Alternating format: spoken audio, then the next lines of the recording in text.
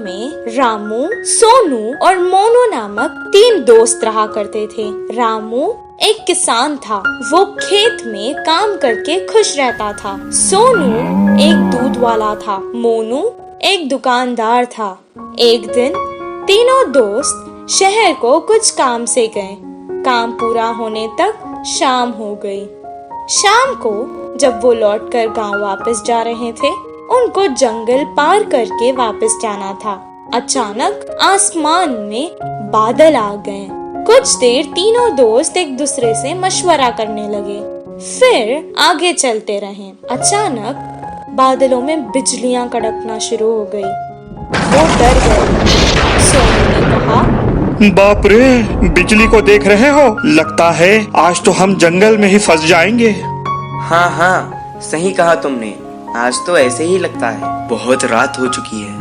अब हमें आगे नहीं जाना चाहिए। हम जंगल के बीचों बीच है। अब अगर हम आगे जाएंगे तो भी खतरा है, पीछे जाएंगे तो भी खतरा है। इससे बेहतर है हम आगे चले जाएं। इतना कहकर वो बैलगाड़ी आगे चलाने लगा।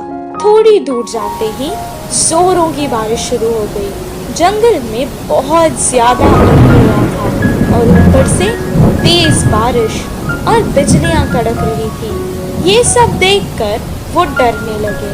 अचानक उनकी बैलगाड़ी के सामने एक बड़ा सा पत्थर आ गिरा।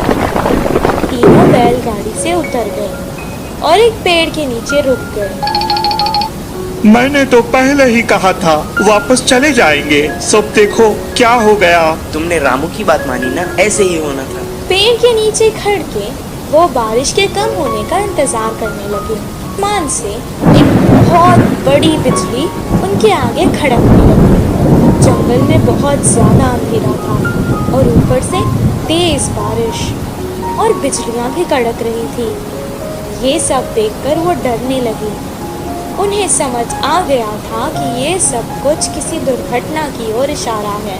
मुझे लगता है कि भगवान में से हम तीनों में किसी एक को सजा देना चाहता है। अब पता नहीं वो हम तीनों में से कौन है। ऐसा ना हो, मुझे लगता है भगवान हम में से किसी पापी को सजा देना चाहता है। अब पता नहीं वो हम तीनों में से कौन है। ऐसा ना हो किसी एक के कारण हम तीनों को सजा मिले। मैंने आज तक कोई पाप नहीं किया। मैं जाकर उस बिजली के आगे खड़ा हो जाता हूँ। अगर मैं पापी हूँ तो मुझे सजा मिलेगी।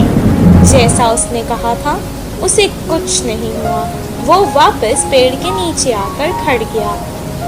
मोनू भी अपने मन में सोचने लगा, उसने तो कभी कोई पाप नहीं किया था। सोनू की तरह वो भी बिजली के आगे खड़ गया, उसे भी कुछ नहीं हुआ। अब रामू की बारी थी।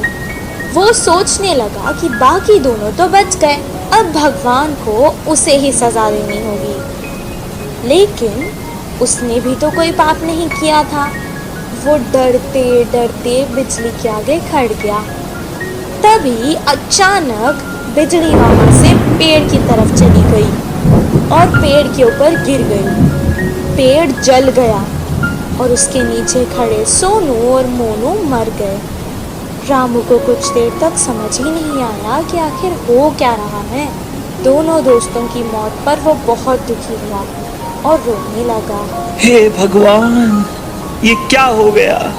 अगर अब मैं इन दोनों के बिना गांव जाऊंगा तो गांव के लोग मुझे ही इनका मौत का जिम्मेदार समझेंगे और मेरी बहुत बेइज्जती होगी। इससे बेहतर है मैं यहीं अपने दोस्तों के साथ मर जाता हूँ। रामू बहुत देर तक रोने लगा और रोते रोते वो भी मर गया।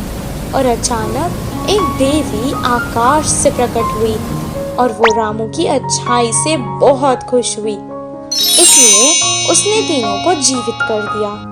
रामू, तुम बहुत अच्छे हो इंसान। रामू, तुम बहुत अच्छे इंसान हो। तुमने कभी कोई पाप नहीं किया है।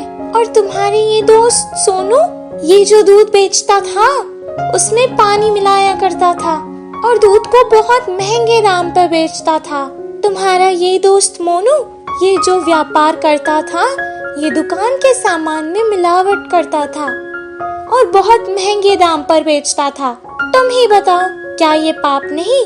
पर तुम बहुत अच्छे हो, सबकी मदद करते हो।